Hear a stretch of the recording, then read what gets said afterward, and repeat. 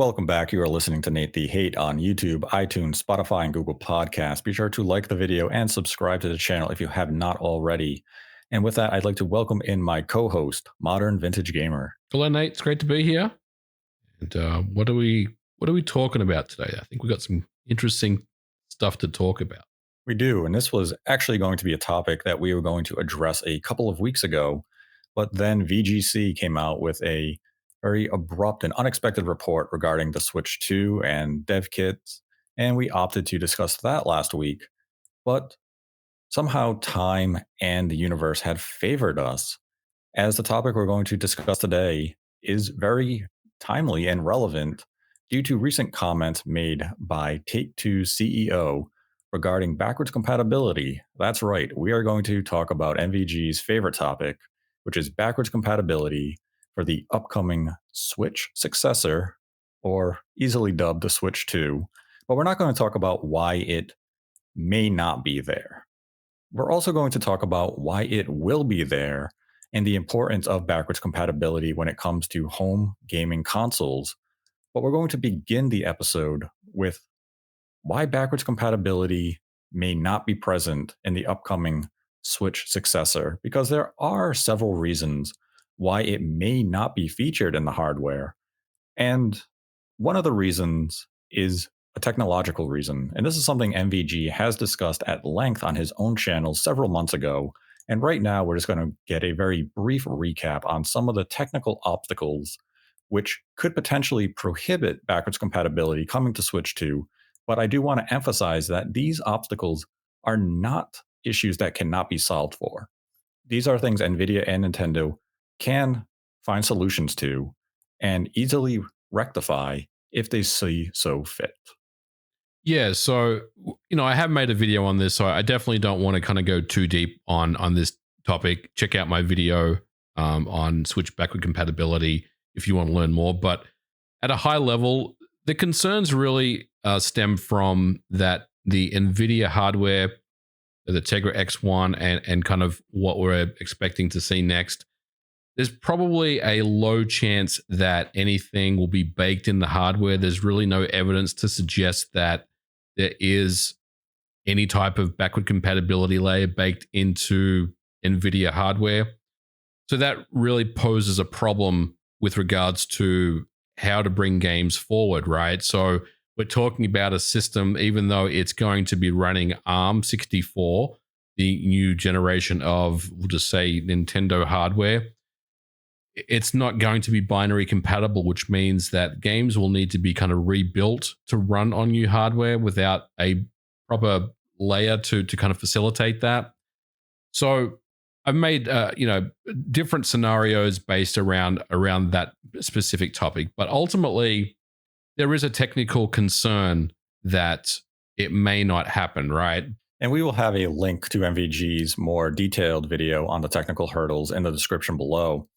But one of the additional issues that may prevent backwards compatibility from coming forward was mentioned in the VGC article, where publishers have expressed concern over backwards compatibility.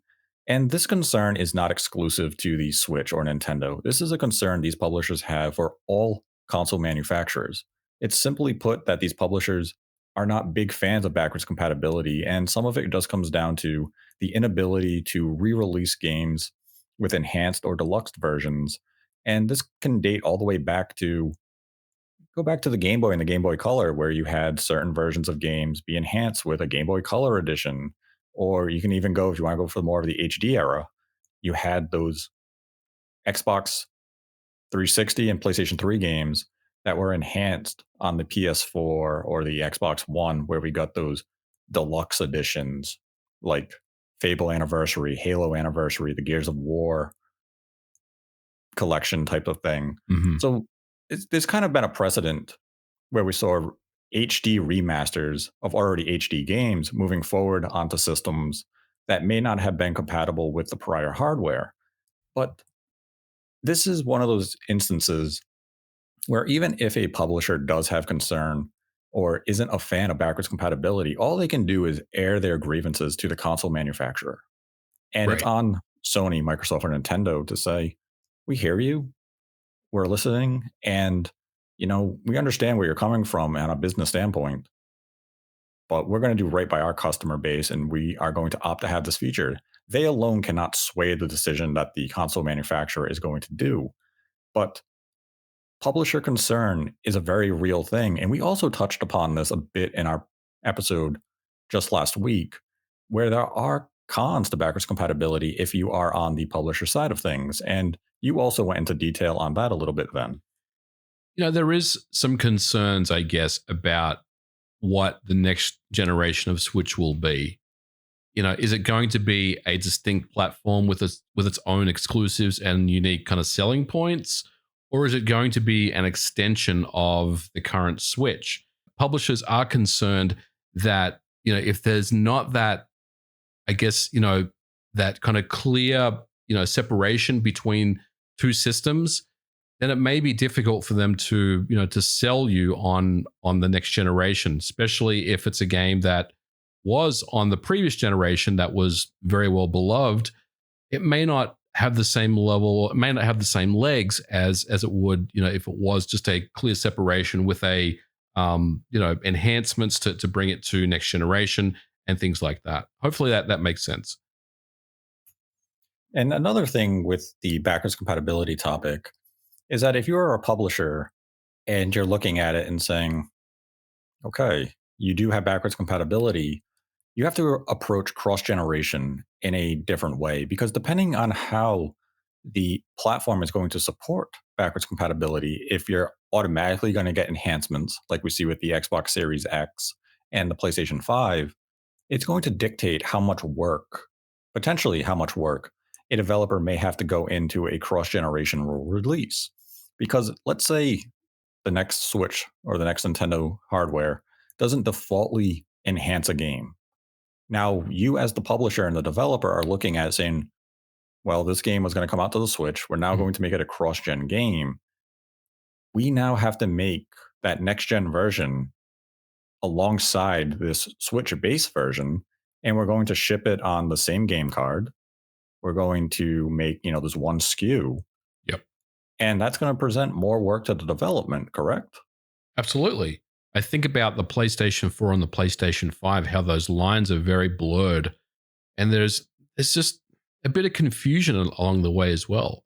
Like if I own The Last of Us on the PlayStation 4, I think you pay $10 to get a PlayStation 5 upgrade. Is that right?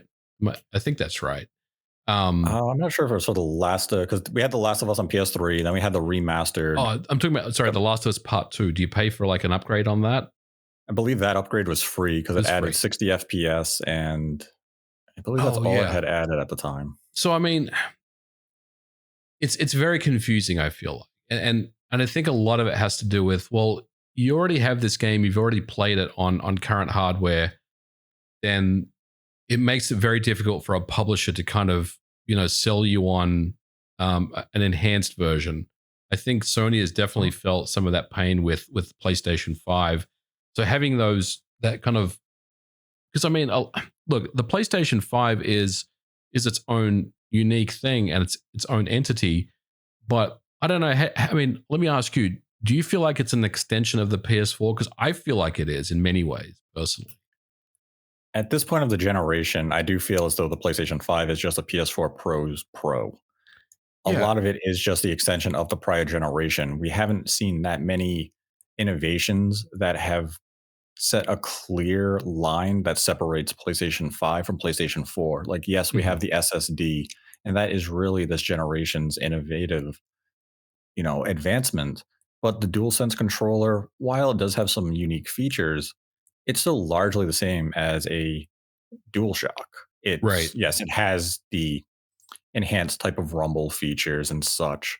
But there's really been nothing about the PlayStation 5 up to this point that you would say, man, this is really a distinct difference from that prior generation, because Yep. we don't have that level of innovation and a new gimmick to really separate itself. And as you were mentioning with certain games, at the start of the generation, Sony had said, okay, Horizon and a select few other games, if you buy the PlayStation 4 version, you defaultly get the PlayStation 5 version. Mhm.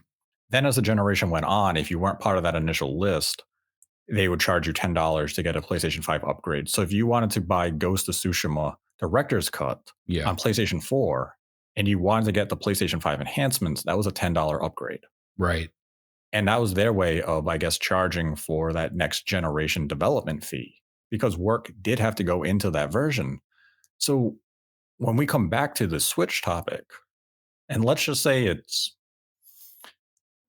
Tears of the Kingdom, just as an example of a game. Here comes Nintendo's successor.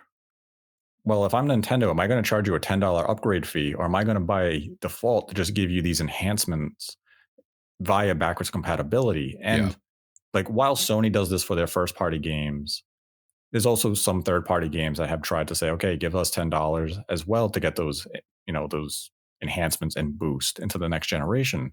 Right. And again, it comes down to development cost. They want to recoup that cost because they know if you can just buy that last gen one for $10 cheaper than the next generation version is retailing for, they have to make up the cost somehow.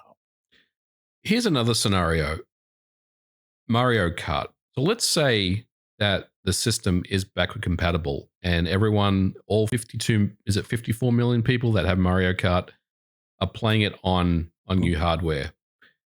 How does then Nintendo move everyone over to Mario Kart 9? I mean, yes, you can announce Mario Kart 9 and look, there's going to be millions of people that are going to automatically jump on Mario Kart 9.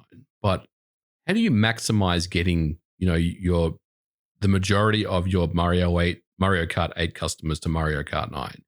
I think if you have both available on the next Switch, that really just, for me, I don't know, this is how I feel personally. It's almost diluting it because you got both. So how do you kind of separate that? And I think that's what we're talking about when I say, there's some third party publishers that I feel have concerns about, the next generation with the backward compatibility potentially. Right. And I mean, that does come from that publisher concern where they're viewing it as we want to have that clear, distinct line. We want to be able to sell you a game twice, or we don't want you to play one of our legacy games for too long that we're not supporting on this platform any longer. And with your Mario Kart example, if I'm Nintendo, I mean, the way I get you to stop playing Mario Kart 8 Is turn the servers is off. I mean, that's what they did, right? With the Wii. they brought them back. They brought did. them back. Yeah, they did. But you have to come in with a new game experience. I have to make you want to upgrade and come over to a new Mario Kart. And that is on me as a developer and the console manufacturer to make sure I have incentivized you to buy this new iteration to the franchise. And if I fail to do that, I can't be upset that you're not upgrading or changing the game that you're playing Yeah. because you have to provide that incentive. And, you know, again, this isn't exclusive to Nintendo. This goes for Everyone. all of these companies. Everyone. And you can look at Microsoft if you want. They had the Halo Master Chief Collection. A lot of people play that multiplayer because they enjoy what the original Halo games had offered in terms of multiplayer. Then came time to launch Halo Infinite. Mm-hmm. They had confidence that Halo Infinite was going to be distinct enough that people would leave behind Master Chief Collection and they would come over to Halo Infinite. Halo Infinite stumbled out of the gate. It took a long time to find its footing. And while it has found a better footing now, it ultimately took too long. And a lot of those players returned to Master Chief Collection. Yep. Now, Absolutely. people can say, but Microsoft is still making money on microtransactions with the Master Chief Collection and so forth. And yes, you're correct. But Microsoft wanted to migrate that audience over to their new release that they had Yep. grand visions for. 100%. And it ultimately didn't come to fruition. And you can view it as a backup plan, but the key thing to notice there is Master Chief Collection is still being supported. There's still microtransactions that the consumer can purchase. It's still getting updates. So it's a live service game that continues to live. Whereas if we want to go with your Mario Kart example, once the DLC is done, there is nothing for the consumer to buy. Right. There's nothing for Nintendo to sell to you. Right. There's no in-game cosmetics or such to keep the game alive on the next platform. And that's why we would get a new Mario Kart.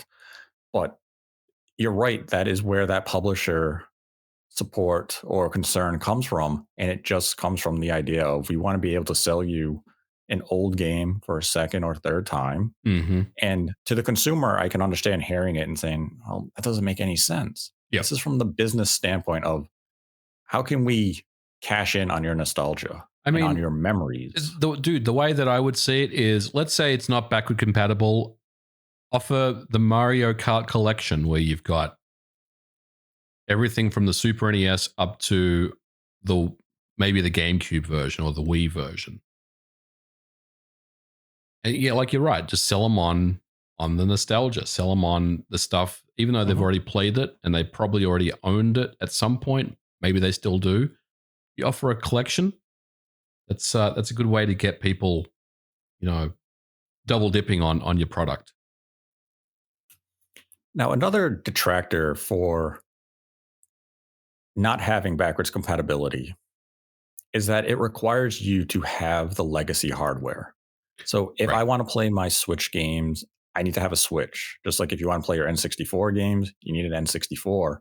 And frankly, these things become more expensive as time ticks on because there's the secondhand market. It's the only way you can get them. And it becomes increasingly difficult to find repair parts if you are capable of fixing a system. And that's where, as we pivot into why backwards compatibility is important, is that by requiring you to have legacy hardware, it limits those who can experience these games. Because if you need to switch to play Switch games, and I get there's 140 million Switches out there will come a time where this could potentially be a difficult thing to find. And there's also another consumer aspect of this. And you had brought it up to me earlier in the show, so I'll let you present it here. Um, yeah, sorry. We're talking about the trading up for the next Mhm. generation. So there's obviously a lot of people out there that have a Switch and a library of games. And look, there are a lot of people out there that can only afford one system or only have one system in their household. So I think it's quite common for people to, take their Switch and their, 20 games to GameStop and trade in for the next generation, essentially starting over from nothing. So, that's obviously something that I think a lot of people do in order to get, the next generation. Because look, there's a lot of rumors that the next hardware is a $399 price point, which we'll see. I'm not really 100% sure on that. I think it makes sense, but that's a significant amount of money to a lot of people. So the only way for them to, or only way for them to afford to upgrade would be to trade in their existing model and their games, and hopefully they come close enough to being able to upgrade it. Maybe throw down another $50 or $100 or something to get that upgrade. But yeah, a lot of people, only have one system in their household, and they kind of continue to, upgrade as those upgrades are made available to them. Mhm. And that's why I only want to commit a very short segment of this episode to some of the hurdles or why backwards compatibility could potentially be an obstacle moving forward. But the real crux of this episode is going to be why backwards compatibility will be in the Switch successor. And what I want to open with is pretty much it's goodwill. It is goodwill with the customer base. It's good for the consumer. And that is something that Take Two CEO recently commented on when asked about backwards compatibility. And he said, "You have a contract with the consumer. You Yeah, want to honor that contract. This is something that you want to do right by your customer base by offering." yeah, But he also, extended it saying, "We're not a console manufacturer, so we really don't have say in that. But from a consumer standpoint, we do recognize the value in backwards compatibility." And that's really the important element of backwards compatibility is that it is good for the consumer. absolutely. And And go ahead. and it really comes down to just the accessibility and the availability of what you can get on a Yes, platform moving forward with cheap games, be it at a secondhand market on digital storefronts. Those types of things are important to the consumer because not everybody has had access to certain releases. And I'll use a Nintendo release that none of us have access to anymore. Super Mario 3D All Stars. mm-hmm. Yep. Wouldn't that be a fantastic thing to be able to take forward with you throughout numerous console generations moving forward? had Nintendo simply left it on a digital storefront and allowed backwards compatibility moving forward. Because there's been a lot of people who have accumulated vast collections this generation from indie games to third party, first party games. And they want to continue to move these games forward because it's a collection. You want to play the games, or at least have that option available to you to one day down the line say, hey, I want to show my kid, my grandkid, Super Mario Odyssey Yeah. and be able to pop it in Switch 7. Hmm. I mean, there's definitely look. Nintendo is in a really, really good position now. They have a huge ecosystem of hardware sales and software sales, both digital and physical. Like you said, over 140 million sold. Could nudge the PS2 when it's all said and done. It's doing that well. So doing good for the consumer and continuing to keep them invested in that ecosystem, I think is of utmost importance to Nintendo. They must be thinking about that. That must be their number one concern, when it comes to this stuff. So Mhm. I think the Take Two CEO, his take, no pun intended, is absolutely right. You're invested. He kind of said a contract, but you're invested. You have a Switch library. You have both a digital library and a physical library. Taking that away from you would be disastrous, potentially disastrous. It could we could see a lot of backlash, in that scenario where maybe they wouldn't. But I think doing good by your consumers is definitely probably number one on Nintendo's list of bullets to consider for the new hardware. Because a very common talking point, especially today, is how a company can be anti-consumer. And when there was the talk of the PlayStation 5 potentially not having 100% backwards compatibility with the PlayStation 4, there was a lot of talk of Sony being anti-consumer on that level. And, ultimately it ended up being 98% of the games were backwards compatible with just Mhm. very select few for various reasons, being a licensing issue or what have you. Damn you, But Mel's Diner. Actually, I think they fixed it later. oh, they ended up Mel's adding that Diner game. may actually be playable again. The 12 people who played the game, I'm sure, are very happy. But like, yeah, the goodwill of the consumer is something you want to have because if you create bad juju Mhm. with your consumer base at this point, they're not going to trust you moving forward, especially in this digital era of gaming. Having backwards compatibility and being able to transfer my library to a new device has become an industry standard.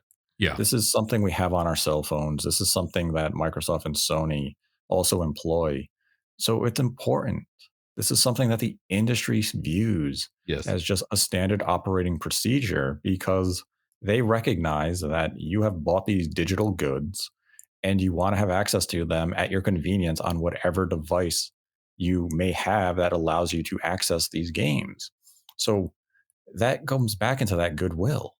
It's You also good want for people to feel safe. it's also good for investors as well. It makes them feel comfortable. We talk about consumers, but the people that have a stake in Nintendo, the investors, because obviously there's been questions that have been asked about this at briefings over the last couple of years, and Nintendo's danced around the issue. So it would be disastrous if they didn't have it.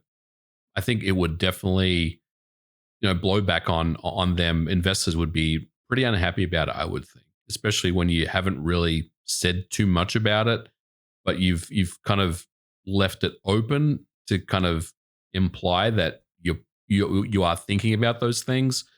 So for Nintendo to not do it would really be disastrous for investors. So I think it would also make investors very happy. And I mean, this is a when we saw the advent of digital gaming back on the Wii, and then we had the Wii U come, and Nintendo had a pass on that situation because we were able to transfer games, even though it wasn't a simple process. We had to do the SD card, Pikmin would come over and carry your data over. You had to make sure you had the same account login and Yeah. all this other stuff. It was very cumbersome, but it worked. Then with the Wii U to the Switch, people could understand why there's no backwards compatibility due to the change of medium and delivery. Now there is no excuse. Everything has to move forward, especially on a digital front, because these are digital goods. These are something you don't physically hold. And to lose, if you are just to lose access to them, you're really going to look at the manufacturer or the publisher or the company in question and say, I'm not going to support you the way I did. And we've seen this from Hmm. other companies on digital services like Amazon Video, Absolutely. where they just revoke access. And a lot of people say, well, I'm not going to buy a digital thing from you again. I will stick to physical because I don't know how you're going to treat me digitally moving forward. And there was definitely a lot of talk with Nintendo during the Wii to the Wii U generation of, am I going to invest heavily into digital goods on the Wii U? Because you just kind of showed us that you're not exactly that good with your Nintendo account system. They've addressed that. The Nintendo account system is now solid. But it's still something that should be in the back of anyone's head for all companies, be Yeah. it Microsoft, Sony, Nintendo, Activision, Amazon, Apple, whoever. Anyone who distributes digital goods, you have to look at their reputation and say, okay, is this a safe acquisition for me? Do I feel comfortable giving you this money? And do I believe it's going to come with me into the future? And that's where Nintendo has to make the stake in the ground, moving into the successor that, yes, we are committed to doing this. It's not just your account coming over, it's everything attached to the account, be it DLC, subscriptions, your whole game library. You have to do right by the consumer on that front because, as you said, if you don't, it is disastrous. This isn't something you can recover from. Having good games and good hardware isn't going to be enough to recover from such a blunder because you have now lost the trust of the consumer base. Yep. Why would I possibly consider buying a digital good from Nintendo again if they didn't have backwards compatibility going into their next gen system?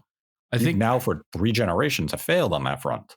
I think the only way that they could get away with that, and it's the Nintendo way, is if they dangle Mario 3D, Mario Odyssey 2 and Mario Kart 9 and some other game as a Would launch you? game in front of But you. would you buy those digitally?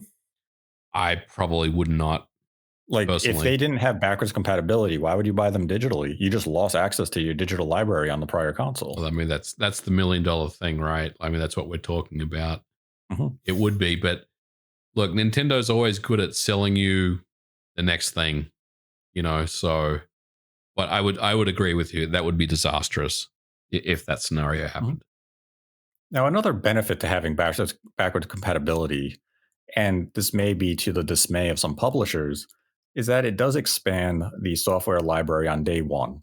You have a vast catalog of hundreds, if not thousands, of games available to you from the onset of this new generation. Yep. And you can look through some of those older games that maybe you just never had enough money or time to get around to and play them on this new device. And ideally, yes, the games would be enhanced in some way.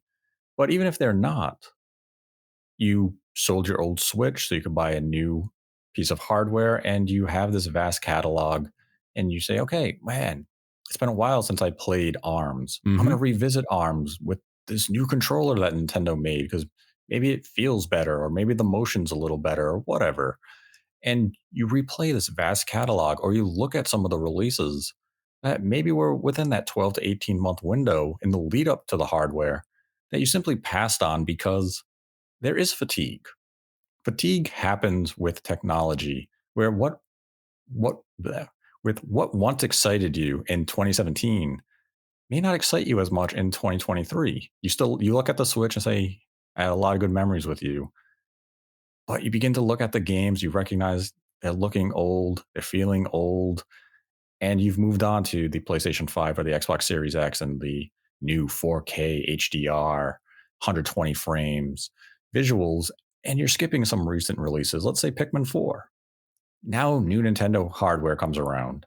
Pikmin 4, let's say, gets enhanced via a patch. You're going to go back and revisit that game, probably get it for 50 to 60% cheaper than what it's currently retailing for, at least on a secondhand market, not Nintendo's standard first party new prices because they never drop. But now you're introducing yourself to new games that you didn't experience on the Switch, though you could have, but you're playing them now on the new hardware. And that's all thanks to backwards compatibility. By offering this vast catalog of essentially a backlog that you just simply never accessed. It's kind of like watching an old TV show. If you never watched that episode of I Love Lucy, it's new to you. Yeah, and this is a really great point too. Look, I will say when the Series X came out, different console, different circumstances. I mean, they didn't really have much at launch. They had a couple of things, of course, but one of the things I really enjoyed when I got my Series X was just going back and playing some old games and seeing how well they looked and ran on new hardware. So there's definitely appeal there, and I think a lot of people would really be excited about something like that. You're right. You know, these games that are later on in the generation on Switch, some people may just miss out on, or they may not have gotten around to picking them up for whatever reason.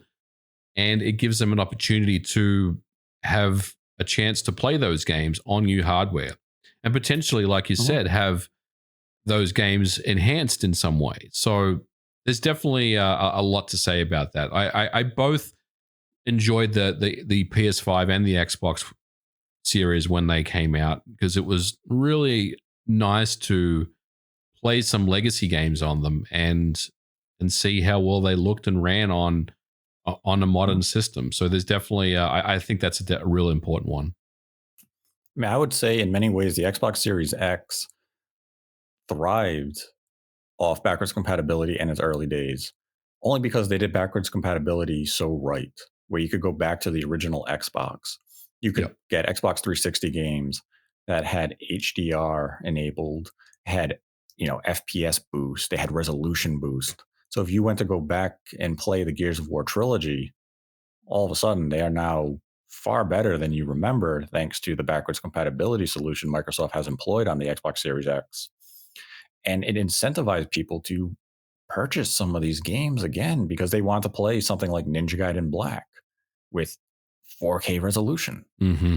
And that is a really cool feature. Now, not necessarily Nintendo is going to go that same route of that level of enhancements. Microsoft took a lot of time to cultivate their backwards compatibility system, but Microsoft recognized the importance of backwards compatibility and have done a stellar job, if not have set the industry standard of how a console manufacturer should approach backwards compatibility. So if you're Sony or Nintendo, you should be looking at what Microsoft has done and say, we need to replicate that the best we can Yeah. because Microsoft has essentially rendered the HD remaster meaningless because their backwards compatibility solution is so advanced that people were playing Final Fantasy 13 on the Series X and you're getting enhanced textures where people were looking at it saying this almost looks as though this was HD remastered by Square itself.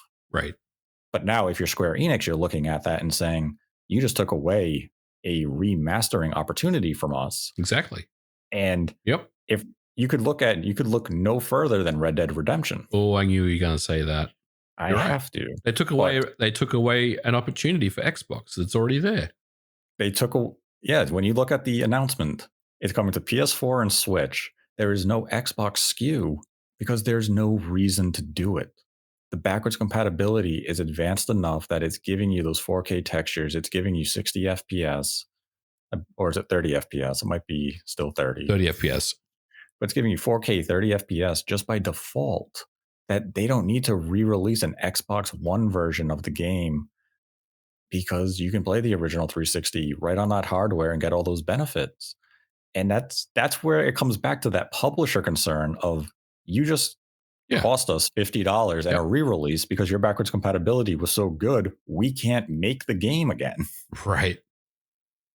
We don't need to make the game again. Right? Yeah. Because you took that and I mean, it's a funny example. We'll talk about Red Dead Redemption more in the near future, but it's just a very unique situation there. And if you're Rockstar, if you're Take Two, you're sitting there saying to yourselves, damn you, home console manufacturer, for making such a good solution.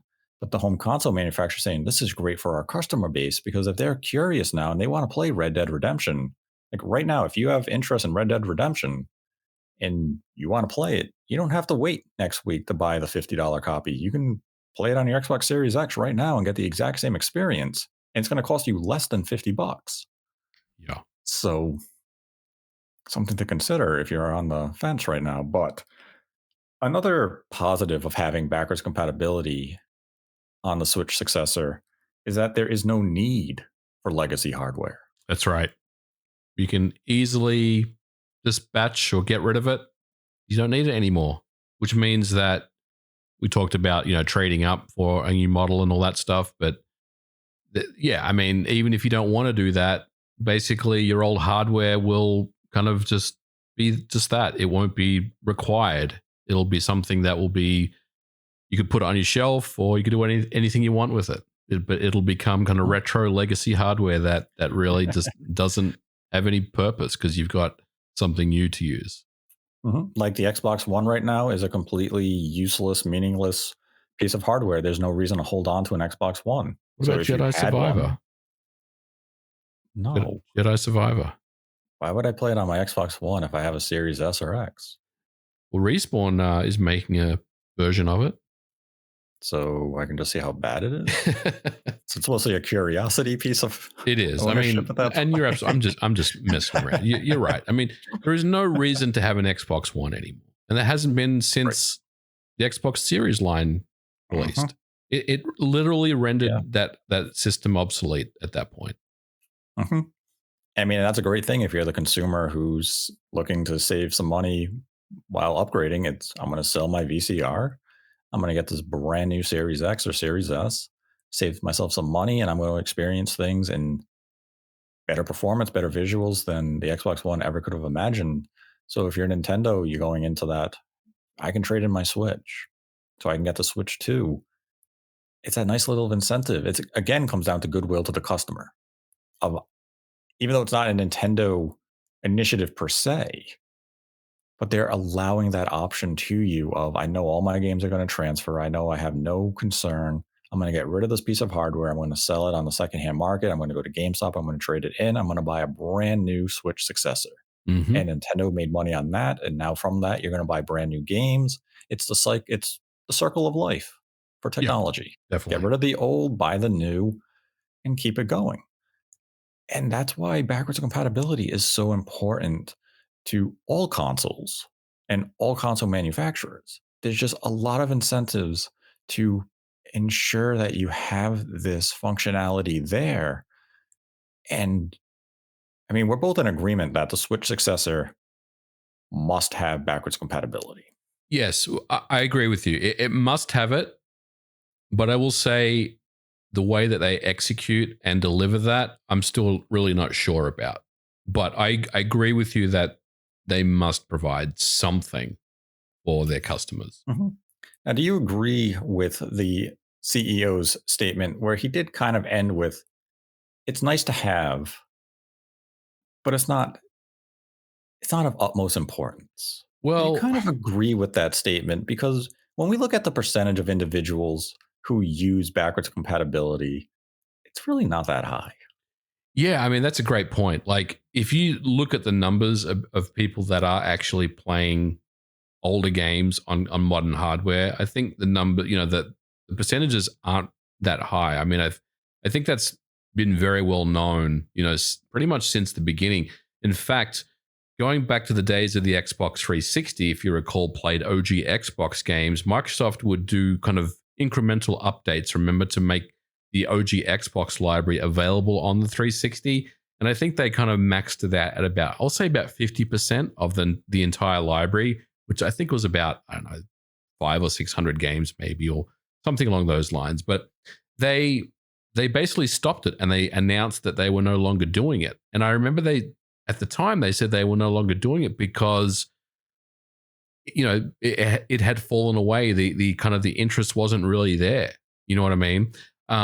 So I think it's one of those features that you kind of really want to have to transition your customers to the next generation to make sure that they're in a good place. But is it really something that, once we're like 3 or 4 years into next generation, people aren't even going to be thinking about old Switch games at that point? Well, I mean, there's going to be a percentage of people, but you wouldn't think it would be that significant at that point. People are well and truly invested in next generation. So I think it's very interesting what the Take Two CEO said. I will say he kind of sat on the fence a little bit. He kind of offered the customer viewpoint, which is good for the consumer, which is we kind of what we talked about. But he also stuck up for the publisher that we want to, as a publisher, we want to make as much money as we can. So going back to the Red Dead thing, Xbox was a missed opportunity because it already exists. I think Rockstar would have loved to have made an Xbox version of Red Dead because it would have brought in. I'll just cut it in thirds, right? Would have brought in another 1/3 of the revenue, even though that's not true. Switch would have probably sold is probably going to sell a lot, but you know what I'm saying. You're Right. basically eliminating that line of income, because the game already exists. So I think he kind of presented arguments for both, but ultimately I don't know. I mean, I kind of feel like he sat on the fence a little bit, to be honest. Yeah, I mean, he was just doing interviews, and they did just announce a game coming out, and they just had their investor report, so he couldn't say the exact thing a businessman would want to say of potentially of we prefer no backwards compatibility because we are still trying to sell a product, so we do want to show some favoritism to the consumer side. So I think he kind of gave that nice middle ground answer of yes, to the consumer, this is definitely an important thing, but not going to go too heavily on the publisher reason of Right. maybe why we don't like it. And to your point earlier, you're right that once the generation is established as its own generation, backwards compatibility does fade from the conversation. Mm-hmm. There'll still be the occasional game you revisit time and time again. Like right now, the older Call of Duty games are getting a resurgence on the Xbox since they fixed the servers. And Yep. a lot of people have fond memories of Call of Duty 4 Modern Warfare or Call of Duty Modern Warfare 2, Black Ops, World at War. And they're revisiting them because they can on the hardware. And that's one of those great incentives for having backwards compatibility. Now, once, Call of Duty Modern Warfare 3 comes out, those numbers will dip a little bit, but it's always going to have that hardcore base just because that's how those games are. It's kind of like Smash Brothers Melee. It always has that base of fans. They're never going to go to another Smash Brothers game because that game is their baby and they're never going to give it up, Yeah. which is okay. Now, as the generation does go, it goes ticks on more and more. As we're talking about the Xbox Series X at launch, backwards compatibility was a very important feature because most of the games we were playing were backwards compatible. Microsoft didn't have really any releases at the time, Right. and you needed something to play. So you're playing older games that are getting enhanced on the hardware, and you're revisiting some of those Xbox One games that maybe ran a little rough on the Xbox One, but now are smooth out. Titles like Dead Rising 3, or you're Mm-hmm. revisiting Rome or Rise of Rome, Yeah. and titles like that, or even the name escapes me right now. The game that the Mega Man person was the producer of. Mighty Number Nine.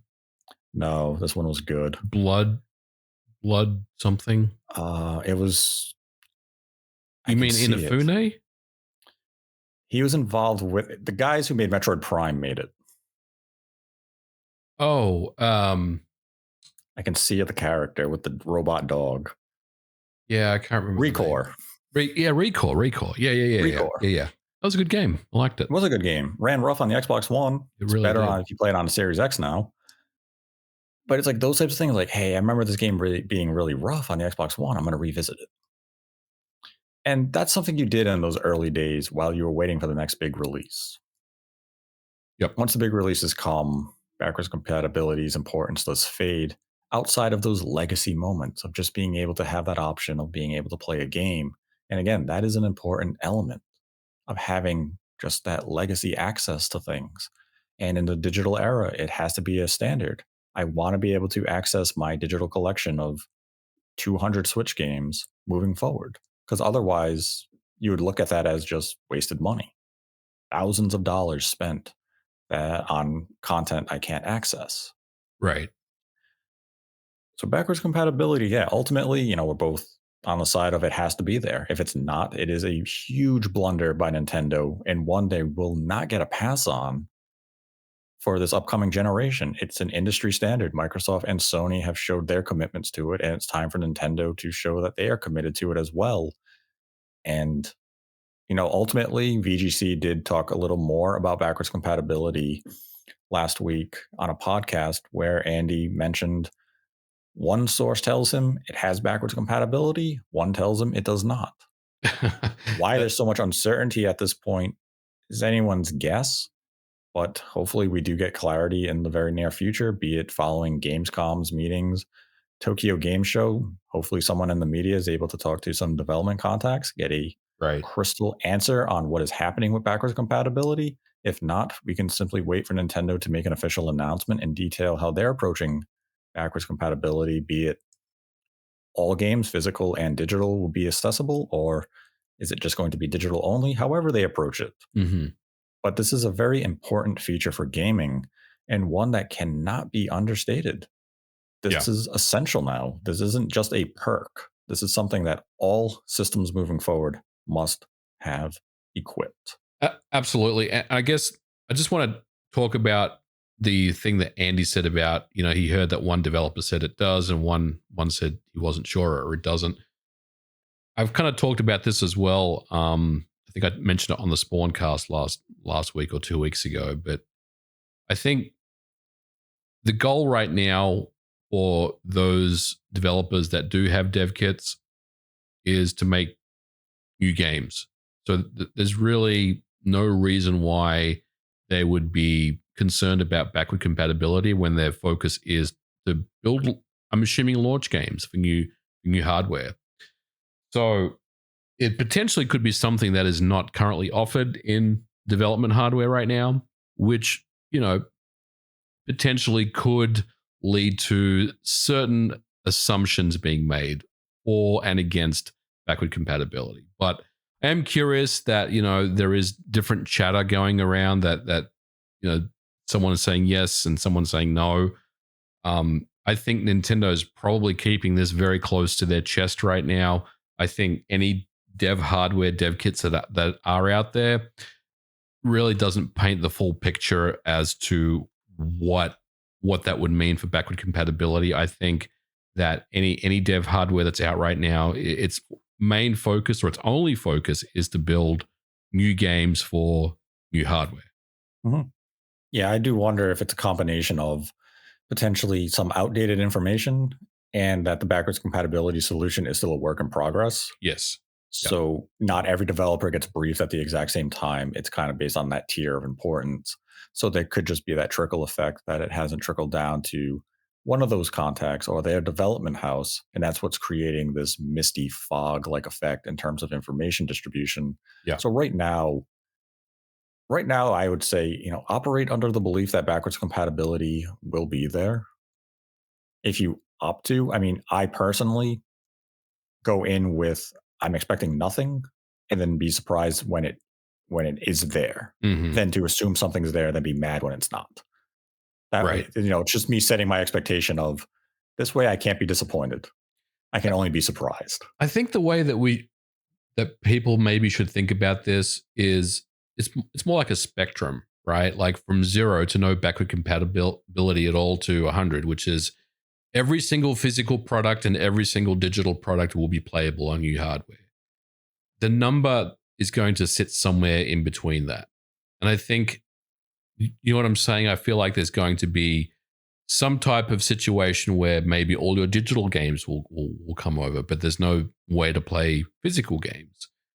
Mm-hmm. Or there is a subsection of digital games. Not every single game that is available on the eShop will be playable. So I'm kind of treating this more as like a fuel gauge almost.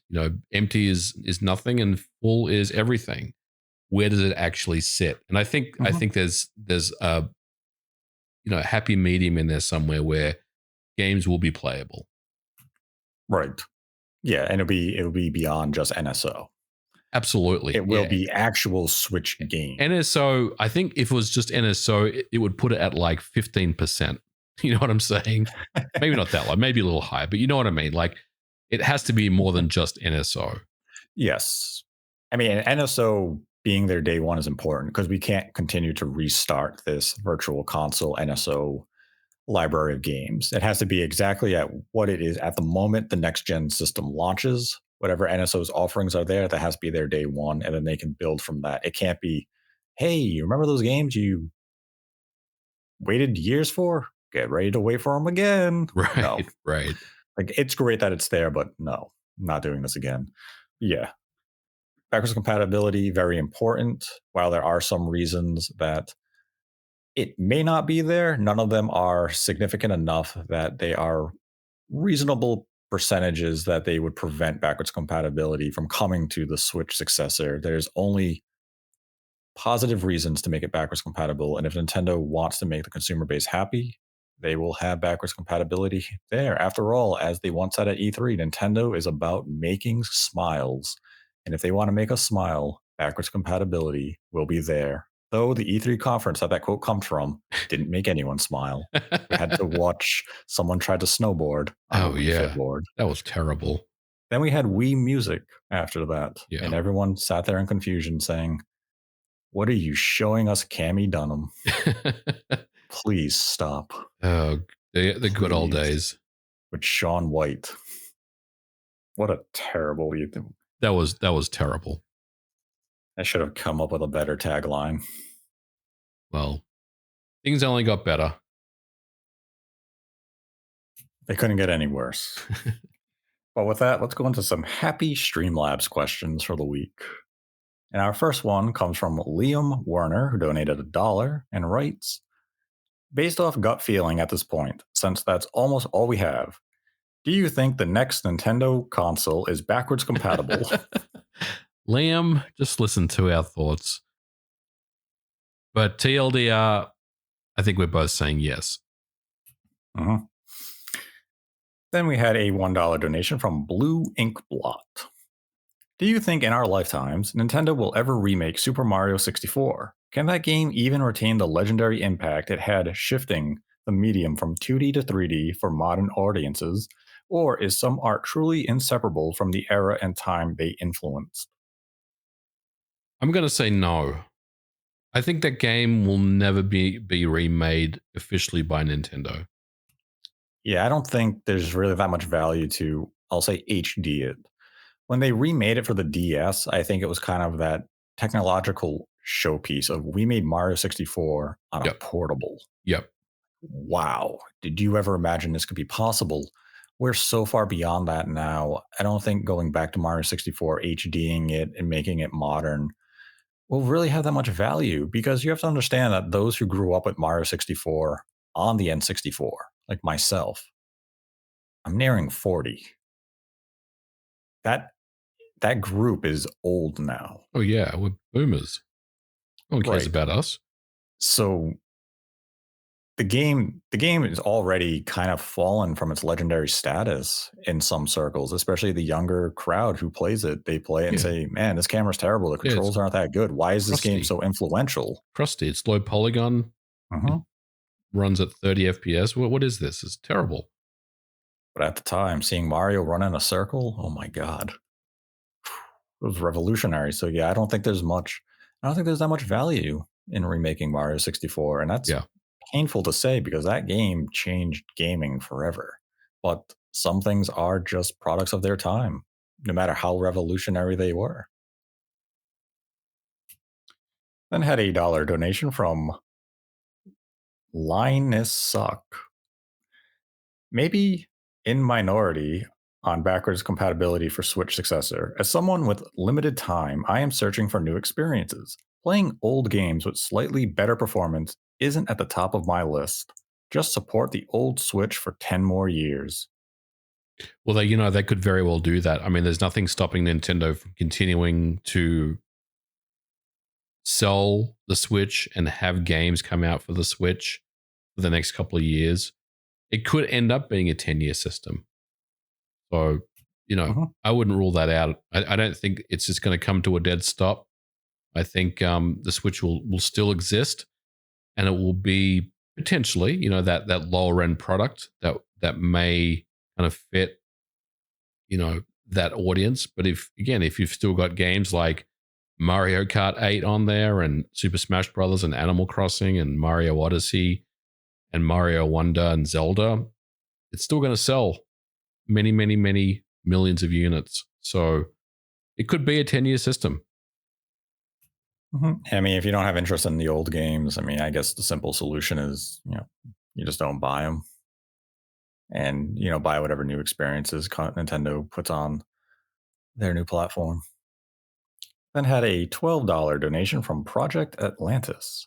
Persona 3 Reload and Metaphor ReFantasio are coming to nearly all modern platforms except Switch. Recent rumors have equated Nintendo's next system's tech specs with PlayStation 4. Might Atlas release these games on the next Nintendo system for ease of parity with PlayStation 4?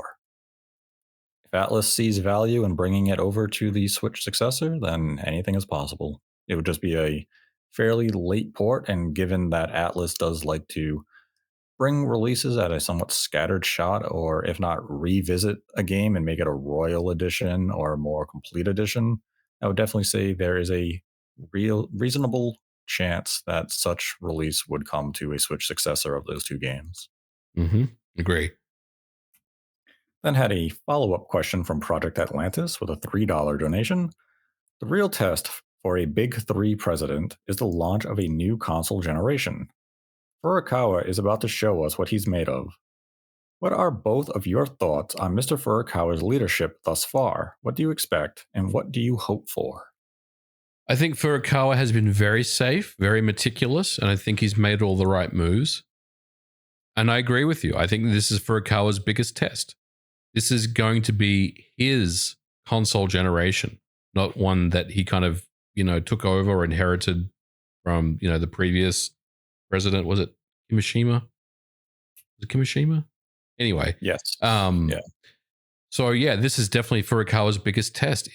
I think it's something that would really weigh heavily on him as someone that has to make the right moves. There's obviously a discussion we've just had about backward compatibility. It's very important. So yeah, I agree. This is his biggest test so far, and look, I think he's been a pretty safe president to date. Mm-hmm. Yeah, he's followed the blueprint that Iwata kind of laid out and that Nintendo has followed since.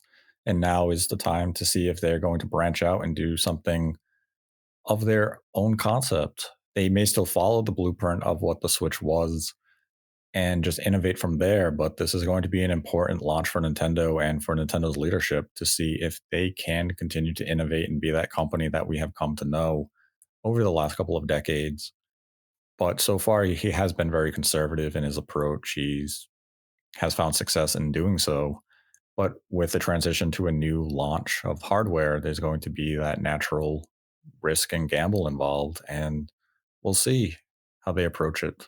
Right now, I don't have that much concern over it, but we really don't know that much officially on what Nintendo has planned. So we have a long wait to see whether or not the future of Nintendo is in good hands. But right now, following that blueprint to a T, he's been very successful. Then had a $1 donation from Liam Warner. Question for MVG. Can you create custom patches for Switch games on a modded Switch? And if yes, will they work for both physical and digital versions since Nintendo's official patches do? Any tips on how to best learn how to do this if possible?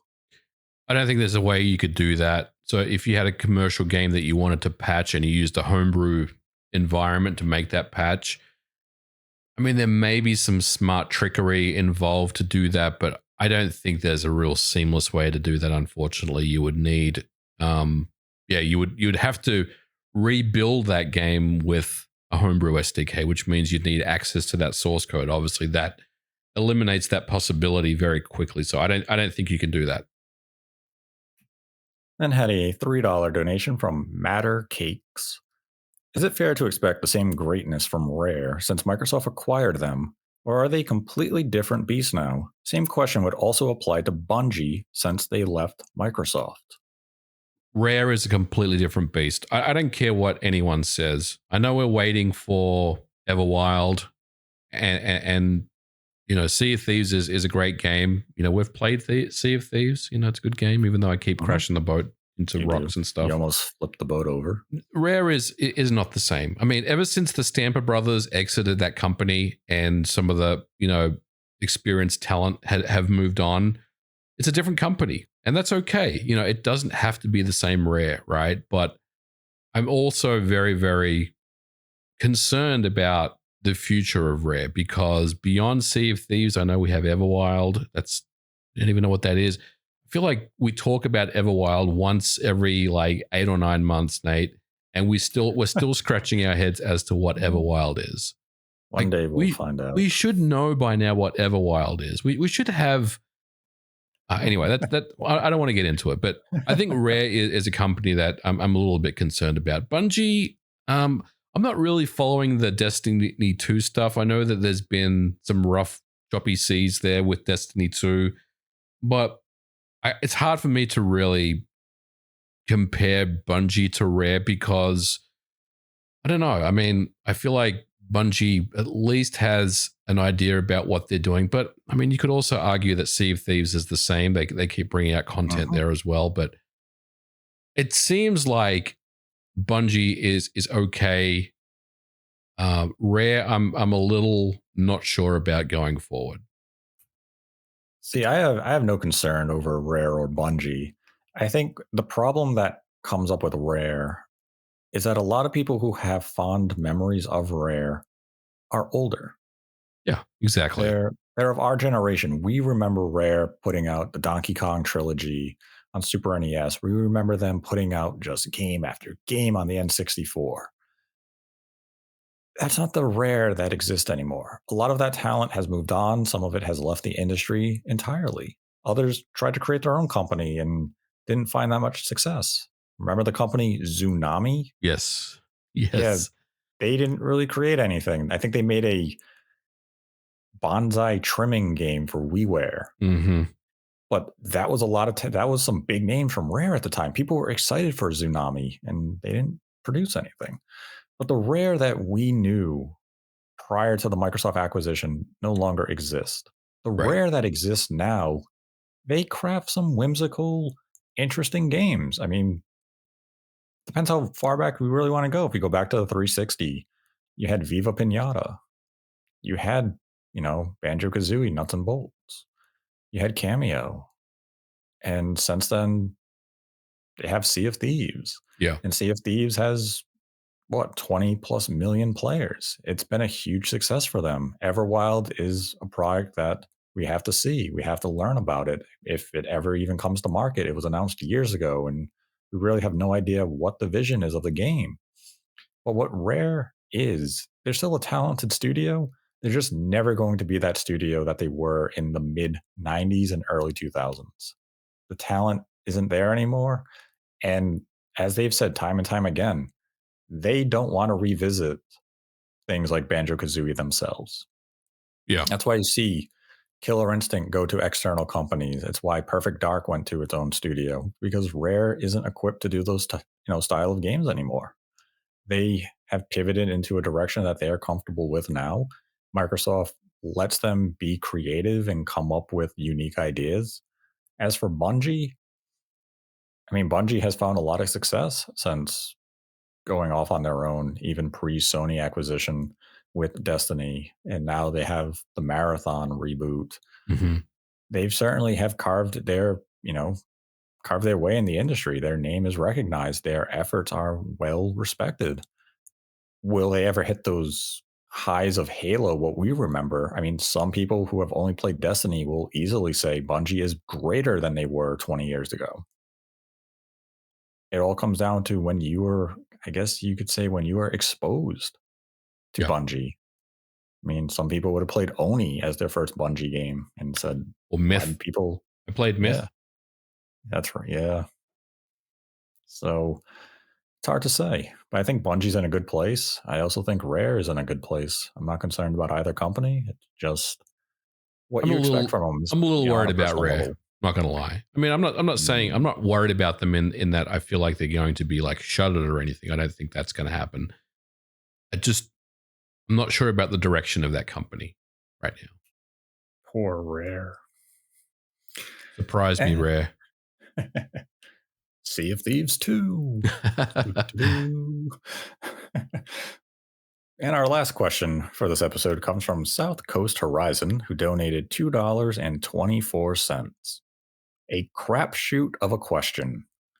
Will we ever get a proper Kingdom Hearts release on the Switch? Still feeling burned about that cloud version. Final Fantasy X got a proper digital and physical release, but these games couldn't? We're not getting it on the Switch. The window is closed. Yeah. Not happening. That's not happening at this point. They chose to go a cloud version for their logistical business reasons, and that was more than satisfactory to them. Square will continue to bring other games to the Switch platform as they see fit, and they'll be a big supporter of the platform. But you're not going to get Kingdom Hearts 1 or 2 natively on the Switch. You can hope for the Switch successor that maybe they'll do a port over to that, but nothing for this current generation. That ship has come and gone.